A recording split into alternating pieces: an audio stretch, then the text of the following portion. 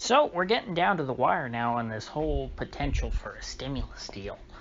Nancy Pelosi set what seems to me to be an arbitrary deadline for tomorrow, which is Tuesday, on achieving a deal. Because I guess she says that if we don't get a deal hammered out by then, we won't have time to get it through by the election, and so we'll just have to call things off until after the election. As soon as that's done. And it seems like this whole stimulus situation has really been hurting Nancy amongst people, members of her own party, and including the media. And I talked about this a bit last week. There was a big dust up with her when she was on CNN, and she felt like they were being too combative.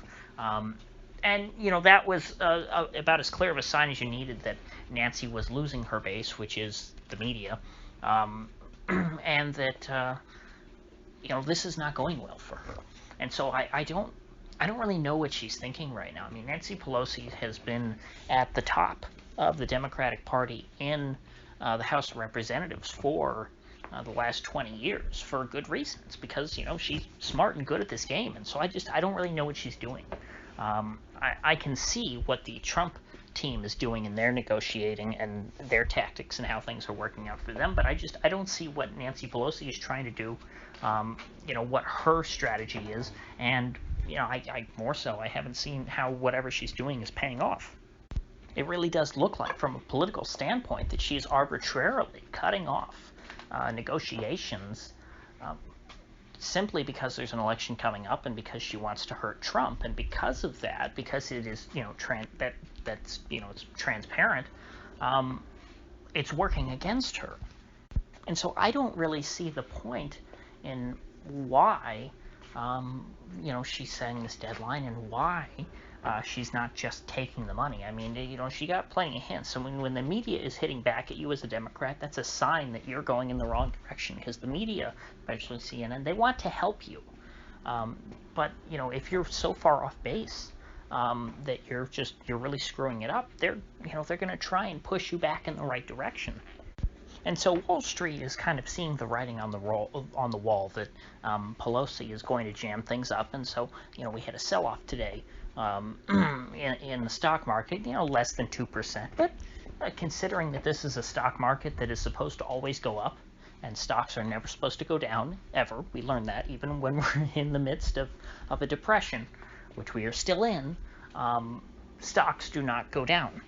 And the reason for that, though, is that stocks have been receiving ever more increasing levels of stimulus. First it was just the Fed, and the Fed injecting all this money into the stock market. I've talked about that ad nauseum, so I won't do that again here. But ever since, it became clear that the Fed, was not the only agent of stimulus, and that the federal government had to, step in to pump up the stock market too. It's taken, every few months, another $1 trillion in stimulus to pump up stocks.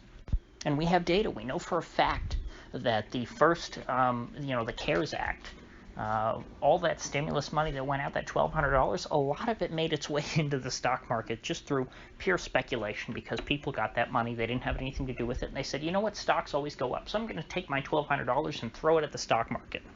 And even more so, a much bigger deal than that, is the sentiments that it changes when there's this stimulus bill, because, we live in a Keynesian society. People think if there's a stimulus bill, that helps the economy. And so if the economy is poised to do well, people will buy stocks hoping to benefit from the economic, prosperity that we're about to undergo. And so when all of this is priced in, to some extent, once we start to see signs that there's not going to be a stimulus deal, that is when you see the market sell off. Now, you also would see a market sell off if we got a final stimulus deal. That's why we have a market that's fueled by optimism, because when it comes, when your market is constantly trying to edge higher on headlines like this, it's always a buy the rumor, sell the fact kind of situation, to where people are buying stocks in anticipation of a stimulus bill if you then finally get the bill. Just like every time the Fed cut rates, back, when rates were above zero, which feels like a million years ago, the stock market would sell off. And so a dumb person would look at that and go, oh my gosh, the Fed cutting rates is bad for the stock market. No, it's not bad for the stock market. It's that the market had already priced in the rate cut. And so once the rate cut happened, people sold their stocks to take their profits that they had, that they'd gotten from holding on to them, throughout that whole process, because they rode the way up. They bought stocks when they thought there was going to be a rate cut. The rate cut comes, they sell because the rate cut happened. So that was what they were waiting for. That's how speculators work. It's the same way that land speculators go in and buy a bunch of farmland when they have a hot tip from one of their congressman buddies that they're going to put an interstate through there. And then once the road is paved, these guys take their farmland that they bought for pennies and go and sell it to real estate developers who turn it into housing and strip centers and things, and they make a ton of money. It's the same phenomenon on Wall Street. So it's not like what Wall Street really needs is for the stimulus bill to just happen, because, again, that's going to lead to some selling. What the market needs is the continued optimism. And if by Nancy Pelosi setting this arbitrary date and then this date coming to pass without a deal coming, that is not bullish for stocks. And you could say, maybe that's the case. Maybe what Nancy Pelosi's whole goal here is to try and take the air out of the optimism bubble. Maybe she's trying to deflate the expectations of Wall Street so that there is, maybe a stock market correction, a week or two before the election. That to me seems like the only logical sort of rationalization of what she's doing here, because it doesn't seem to be helping her politically so far. But if she was able, through her her obstructionism, if she was able to provoke a stock market correction, that could be very bad for Trump going in, because it would look like, oh my gosh, the economy, the economic recovery is in question. The V-shaped recovery is not so V-shaped. It might be a W. It might be up and down. Oh my gosh, we need a steady hand to come in here and stabilize the markets, and that man is Joe Biden.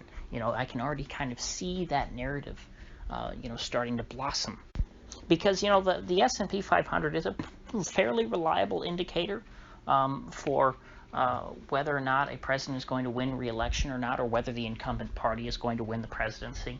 I think it's something like 3 months. If the stock market is up in the past 3 months before the election, things should be good. So I'd have to look exactly to see where the market would be. That would be October, September, August 3rd is the date I would have to look for. That would be 3 months before November 3rd. And whatever the level of the S&P was at, on August the 3rd, the Democrats would want to target, the S&P below that date, below that price, and that would give an edge to them at least one indicator. But the one thing that again, not a lot of people seem to be talking about, and I have to, again, give credit to @AM Live Monitor on Twitter, because I did not think of this myself, although I should have, because I'm aware that this year the Treasury General account has ballooned to ridiculously high levels, 1.68 trillion I think it's sitting at right now, which, oddly enough, was the president's opening bid in the stimulus negotiations, saying, hey, let's do 1.6 trillion, 1.8 trillion. Nancy has balked at that. She's saying as of tomorrow there will be no more negotiations unless they come to some kind of agreement. That is still, Donald's trump card. He can play that. He can take that 1.6 trillion in the TGA, in the Treasury General account, mail out checks to every American, make them bigger than 1,200. Don't bail out the airlines. God help us. Don't bail out the stupid airlines with that 1.6 trillion. Take that, divide it up evenly, give it to all of the, the people in the United States. Just inflate them, give them 5,000. I think I calculated it. If you take 320 million out of that 1.68 trillion or whatever, that leaves you with like $5,000 per American. That would be a huge PR win. And if Trump did that, the markets would love it, because they would look at it and see, oh my gosh, look at all this fiscal stimulus. The consumers are going to be so confident. They've got $5,000 burning a hole in their pocket. They're going to go shop at Walmart. They're going to go out and put a down payment on a new car. They're going to buy everything. And so to the contrary, rather than getting a stock market correction, having the stock market plummet below, level it was at on August the 3rd, which again is that that indicator that people use when trying to gauge the stock market, to predict election returns. Has there been gains or losses in the 3 months preceding the election?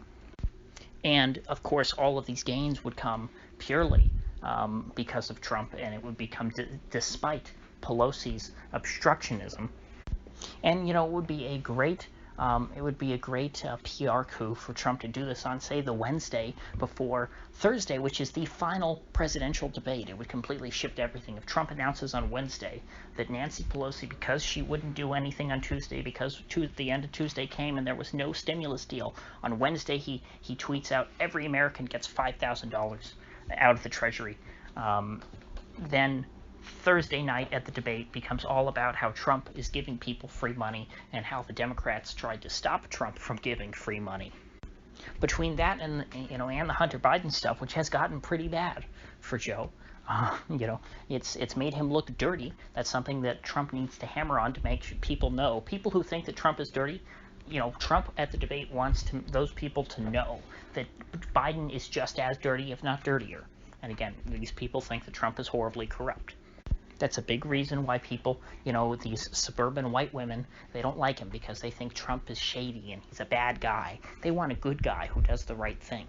If Joe Biden can be exposed as, a normal corrupt politician on the debate stage, that's going to suppress, I think, a good bit of his suburbanite supporters. But I already discussed that before, so I won't go back to that topic. So Wednesday, I think, is going to be a big day. We will see. Perhaps there will be some kind of 11th hour deal with Pelosi tomorrow, and they will somehow miraculously beat her deadline, and there will be some wonderful bipartisan stimulus bill, which of course I think is going to be terrible. The very concept of a stimulus bill is, I think, flawed from an economic theory perspective. But nevertheless, it is politically popular, which is all that matters in Washington. It doesn't matter whether they live in reality. It just matters whether they're doing what people want them to do. So with that said, if you get anything of value out of this video, I'd appreciate you clicking that like button and sharing this video. And if you haven't already, please do subscribe, because I do upload every day, and I'd hate to have you miss one. And I'll see you folks back here tomorrow.